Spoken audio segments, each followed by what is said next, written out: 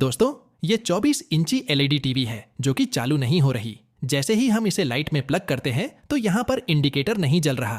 Customer ने बताया है कि लाइट आ जा रही थी और फिर टीवी चालू नहीं हुई। चलिए अब इसे खोल लेते हैं और रिपेयर करना शुरू करते हैं। दोस्तों, एक विशेष सूचना, ध्यान दीजिए, जब भी आप किसी सामान की रिपेयरिंग करते हैं तो उस सामान से लगभग डबल वॉट की सीरीज का उपयोग करें। सभी इलेक्ट्रीशियन ज्यादातर 200 वॉट की सीरीज का उपयोग करते हैं। तो चलिए टॉपिक पर आते हैं और सबसे पहले एलईडी टीवी की मैन एसी लीड को चेक करते हैं, जिसके लिए हम टीवी को लाइट में प्लग करते हैं और कार्ड से इसकी सॉकेट को निकाल लेते हैं। सॉकेट निकालने के बाद इसके इन दोनों किनारे के पॉइंट में मीटर को लगाते हैं। तो देखिए दोस्तों, यहाँ पर लाइट सप्लाई आ रही है, मतलब लीड सही है। अब इस बोर्ड को टीवी से अलग कर लेते हैं जिससे रिपेयर करने में आसानी हो। इस ब्लैक कवर को इसकी पिन निकालकर इसे अलग कर देते हैं क्योंकि इसके नीचे के कंपोनेंट्स हमको चेक करना है।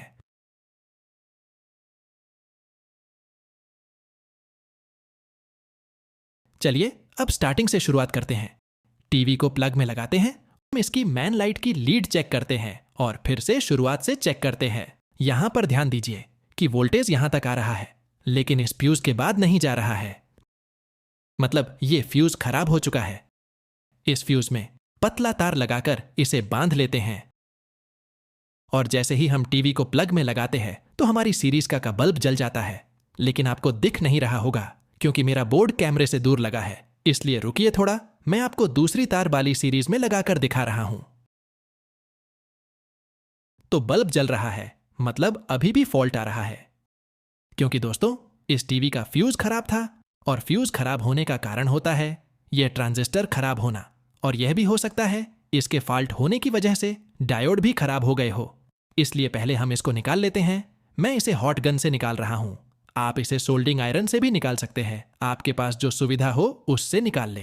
तो दोस्तों इस तरह हम ट्रांजिस्टर निकाल लेते हैं। ट्रांजिस्टर निकालने के बाद टीवी को सीरीज में लगाते हैं। तो देखिए दोस्तों, अभी भी बल्ब जल रहा है, मतलब कि दोस्तों हमारे डायोड भी खराब हो चुके हैं।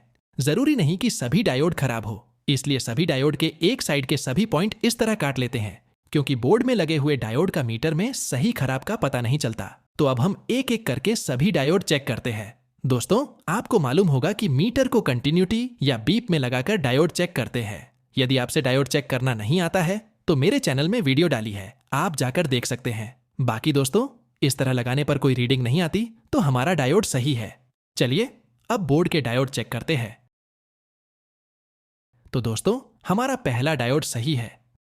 दूसरे डायोड में दोनों तरफ मीटर चल रहा है, मतलब ये खराब है। तीसरा डायोड सही है।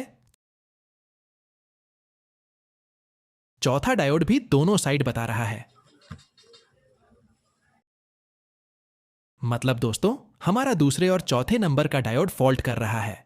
तो हम इन दोनों डायोड को निकाल लेते हैं और जो डायोड निकाले हैं उनकी जगह पर उसी मोटाई या सेम नंबर के डायोड लगा देंगे। मैंने इस टीवी की सप्लाई से निकाल लिया है जो पुरानी पड़ी थी। आप नए भी यूज कर सकते हैं। जरूरी यह है कि लगाने से पहले इस तरह मल्टीमीटर से कंफर्म कर लेना। यदि इस तरह रीडिंग आती है और इस तरह में नहीं आती तो सही है। इसी तरह दूसरा भी चेक कर लेते हैं। तो दोस्तों हमारे दोनों डायोड सही है, ये हमने कंफर्म कर लिया। अब इन्हें इनके एनोड कैथोड देखकर जैसे लगे थे वैसे सोल्ड कर देते हैं। मैं बाहर से सोल्ड कर रहा हूं, आपकी मर्जी है तो आप अंदर से भी कर सकते हैं, जैसा आपको सही लगे। बस सोल्ड करने में मजबूती होनी चाहिए। तो देखिए दोस्तों, हम एक एक करके दोनों को इस तरह सोल्ड कर लेते हैं।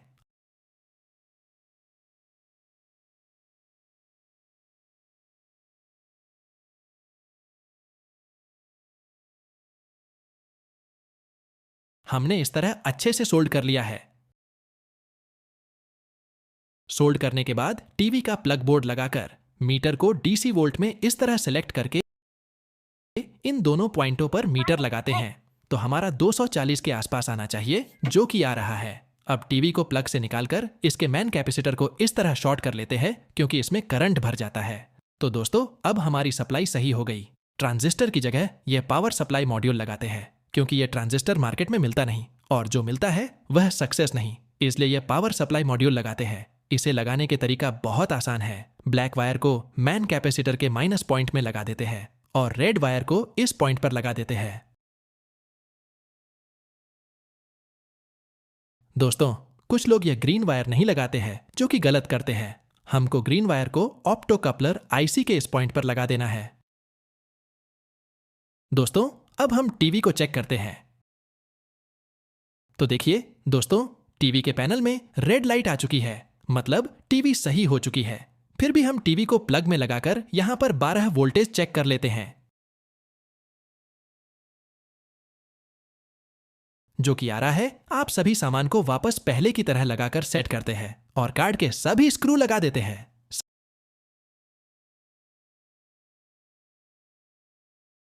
सप्लाई मॉड्यूल को इस तरह ग्लू लगाकर यहां पर चिपका देते हैं। दोस्तों, यहां पर एक प्रीसेट बटन लगी होती है, जिससे हम एम्पियर घटा बढ़ा सकते हैं। अगर सप्लाई लगाने के बाद टीवी का डिस्प्ले साफ नहीं आ रहा या आवाज कट रही है, तो इस प्रीसेट बटन से एम्पियर बढ़ा देते हैं। अब मैं आपको टीवी को चालू करके दिखा रहा हूं। देखिए दोस्तों, यहां पर रेड लाइट आ चुकी है। पीछे पैनल से पावर बटन को दबाकर टीवी चालू कर लेते हैं। तो देखिए दोस्तों, टीवी चालू हो चुकी है। अब मैं आपको DTH लगाकर दिखा रहा हूं।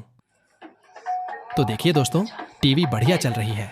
सप्लाई लगाने के बाद यदि डिस्प्ले लपक रहा हो तो यहां से एम्पियर बढ़ा लेना। दोस्तों, वीडियो बनाने में बहुत मेहनत लगती है, प्लीज वीडियो को लाइक कर देना। और यदि आप इसी तरह रिपेयरिंग वीडियो चाहते हैं तो चैनल को सब्सक्राइब कर देना। धन्यवाद।